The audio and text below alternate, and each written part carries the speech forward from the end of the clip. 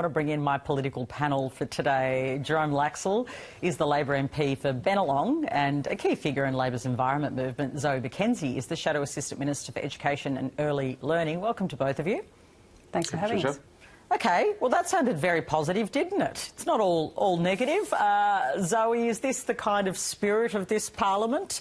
A lot of praise there from Jason Clare. Well, you would know, Patricia, there's actually a lot of bipartisanship that goes on behind the crash and bash of what you see on the news at night. And may I say, all my interaction with Jason over the last 3 or 4 years has been really good, whether it's about generative AI in the education system or indeed the deep collaboration we've had over this particular bill to make the safety measures in early childhood more robust. So we've had a number of briefings with him, his team and his department that has produced a good piece of legislation that makes some necessary changes, but it's not everything. More hard work must follow, and the Leader of the Opposition was very clear to say that today in her remarks in question time. We'd like to see further action in relation to making what is currently a voluntary code mandatory, the exclusion of devices unless they're work-based devices on the premises, CCTV, things like that, just to make sure parents can again have faith and trust in a really important part of the education architecture of the nation. Well, there was a report that broke this afternoon, a Sydney out-of-school hours care worker being accused of producing child abuse material involving 10 children aged 5 to 6. So just staying with you, Zoe, it just shows that there is a big urgency around this legislation, right? Absolutely. And to be fair, they are charges from about a year ago, but nevertheless, every week it feels at the moment that we are getting another story of something that's happened somewhere. And as the Minister has been at pains to say, we've got to remember 99.99% of people who work in this sector are as passionate about children's safety as you and I are, but we just need to make sure that there is no room for this kind of behaviour to take place in those settings. So all eyes are focused on this task. We will work together as best we can, but as a dynamic, vibrant opposition, we will keep our eyes on what the government is doing and ask them to act with haste where they can. It's still another 3 weeks until the early childhood ministers get together. I'm all in favour for that being sooner rather than later. Jerome, there has been cooperation on this, but there needs to be more work, doesn't there? There's a Productivity Commission report which suggests a national framework for some of this, potentially a regulator. There's been discussion about that. Doesn't there need to be more change than just this legislation? Oh, absolutely. And the Minister today, in his comments publicly and in question time, made it very clear that this is not the end of the steps that we need to take to ensure that parents have confidence in the early childhood sector. You know, we didn't shout out to Zoe McKenzie, of course, our guest, who did also play her part, and Jess Walsh, the Assistant Minister as well. Working together on this issue is incredibly important, and it's above politics. Today's news is deeply distressing, and we've had 5 of those centres named today by the AFP in my electorate of Bennelong. And, you know, that's really distressing, you know, even though that this alleged perpetrator has been locked up since October last year. We've had people contact our office. It's been quite disturbing for us and for all the families who may or may not be affected by this. I might take this opportunity, Patricia, just to read out a very special message to those who may be impacted. There's a dedicated local contact point for people in Sydney's north for getting more information. The number is 02 9765 1000, or reach out to my office if you need any support. Yeah, it's a really disturbing story, and I think a lot of people are very affected by this, aware of that with people watching. I want to change the topic to the big issue, I think, that we've seen around the world, not just in Australia, and that's Palestinian statehood, also the unfolding crisis in Gaza. Prime Minister Mark Carney has said Canada intends to recognise a Palestinian state at the United Nations General Assembly in September. I just spoke with Penny Wong, who said, yeah, there are live discussions about whether Australia will do the same thing in September. So, Jerome, level with me. Would you like Australia to join these nations? Well, it's been a long-held bipartisan position for an Australian government, including this one, for a two-state solution and the recognition of a Palestinian state.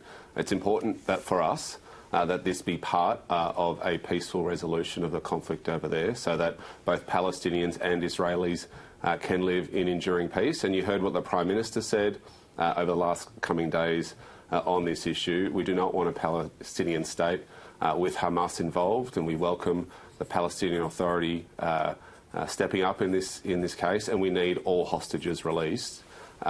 We'll continue to monitor the situation, call for a ceasefire, call for humanitarian aid to be there. But we, it's a bipartisan position for the state to be recognised, and we'll keep on doing that. The state to be recognised is bipartisan. The order of when that happens is not bipartisan anymore. So just still to you, Jerome, would you, because Penny Wong left it open on this show, I said, is September still an option for the government to declare that it will support a Palestinian state? You know many of your colleagues, like Ed Husick, would like that to happen. Would you like it to happen? I think what the Prime Minister said on this issue is important to understand. We do not want Hamas to be part of a Palestinian state, but we agree with the aspirations of the Palestinian people to have their own state.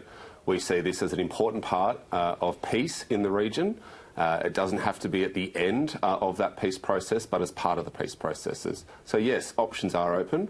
Australia has its conditions for recognition, and I think they're appropriate. Okay, Zoe, there is a big momentum around this. We are certainly not going it alone. We haven't even gone there anyway. But we've got Canada, the UK, France, of course, on Friday last week. Isn't there a sort of sense of momentum around this, that big Western nations are saying there needs to be two states, and when we're going to start forcing the issue? Keep in mind the conditions upon which they have based that recognition are different for each jurisdiction. So France said one thing, the UK has said another, and Canada has said another still. In relation to Canada's statement, they have been quite clear to say that this is an understanding that they have with the Palestinian Authority. Now, that is relevant for the West Bank. It is not relevant for Gaza. Hamas has run Gaza since 2005. There have not been any democratic elections there since then. And Hamas is a terrorist organisation recognised by all of us, one that took the lives of 1,200 innocent Israeli people and continues to hold 50 hostage. We must not act in a way that looks like Hamas is in any way being rewarded for what it has done, and therefore we must keep the recognition of a Palestinian state and the negotiation of a two-state solution very separate from what we are seeing in Gaza. The images of coming out of Gaza are extremely distressing for all of us. There is an urgent need to get aid in there. That is the conversation we need to be having at the moment, not one that could be perceived as rewarding Hamas for what happened on October 7, 2023. Well, Penny Wong addressed this issue of the rewarding of Hamas. She said, actually, Hamas doesn't support a two-state solution. She's right. Hamas, this is a radical terror listed organisation. They're not about two states.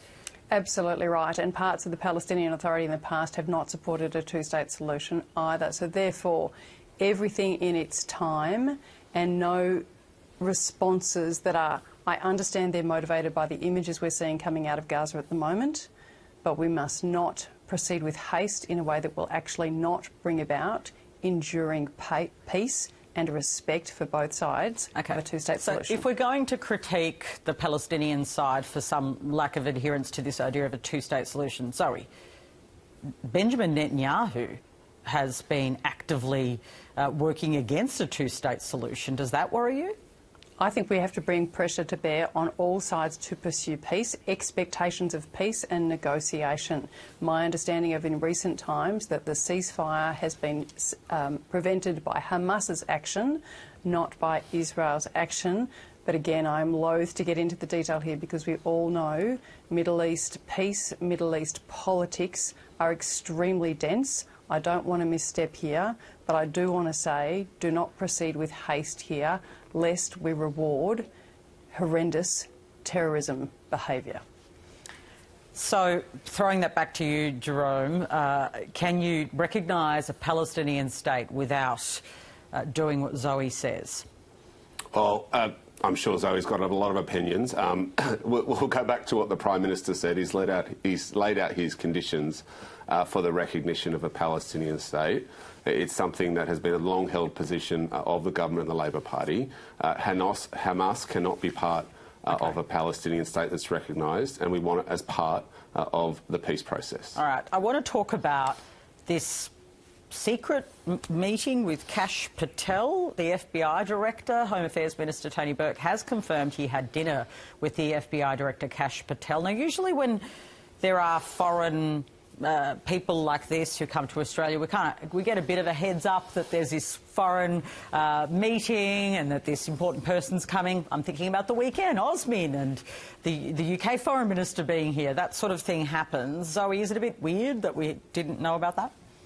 To be fair, Patricia, I have been so focused on early childhood this week and indeed the educational legislation going through the chamber that I have nothing to add on that. I'll leave the Labor I actually really respect people who don't have opinions when they're not informed, so I think people would go, yeah, OK. But I'm going to throw that at you, Jerome. I didn't get a press release saying this Kash Patel dude's coming to Australia. Is that a bit weird? I'm sorry, Patricia, I'm going to have to let this one go through the keeper too. I've been dealing with the breaking news of the AFP all afternoon, so I'm not aware of this reporting or these plans, so you might have to ask your next guest. Well, I'm nearly off air, so I can't ask my next guest, but it is something I think that's fascinating. We will keep looking into it. Penny Wong confirming that it was the case too. You both have been focused on the big issues around childcare for sure, but just as we end the parliamentary sitting fortnight, it has been really quite an interesting start to the 48th Parliament. Is it your sense, Zoe, that there has been a big shift since the election? Obviously your numbers are much lower, but there is a different kind of mood in the Parliament for the way that you want to advance. Oh, I'm not sure about a different mood. Look, I think Susan has been really collaborative. She started there by saying we will collaborate where the country needs us to. We will hold the government to account as people expect us to as well. We also recognise the result that is before us in the Parliament. The government holds 94 seats. They will get their way in terms of legislation. If we have an opportunity to improve things, we will absolutely lean in to do it. And when the government gets it wrong, don't you worry, we'll be bringing that up quick smart. But it is a fortnight in which we have taken into account exactly the size of the Labor government's majority in that place. And we respect that. We respect that that's the outcome of the election. We're not going to pretend it's not the case, so we're just getting on with the job. OK. And I know that you've listed, Jerome, for the next parliamentary sitting period, a debate on Barnaby Joyce's net zero bill. Now, why would the government waste time on that, given it won't even get up? Well, I was just going to say I wouldn't paint quite a rosy picture for the coalition over there. It's been quite an interesting... My question, which I'm going to bring you to, because it's a very good question. Why waste time on something? I mean, the bill's not going up. Why do you want to spend time on it? It seems like a waste of time, doesn't it? Well, I think this is a debate that needs to be settled, Patricia. It's been 20 years of just fighting over something that we know scientists say is happening. Like, we've had 2 election results back-to-back where we received a mandate to continue. The coalition need to settle on this, and what we've seen over the past fortnight is that they're tearing one another apart. We've got half of the Nationals in the House of Reps as Barnaby Joyce is introducing the bill. You've got the Nationals leader saying another thing. You've got Susan Ley saying nothing on net zero. I mean, even Peter Dutton had a position on net zero and Susan Ley does not. So we need this debate to end so that we can move forward together as a nation, get towards net zero, hopefully sooner than 2050. You know, that's something that I'm keen on trying to prosecute over my time in this place. But they need to sort out what's going on over there. All right, we're out of time, Zoe. You're going to have to come on next time and we'll talk about that. Thank you to both of you.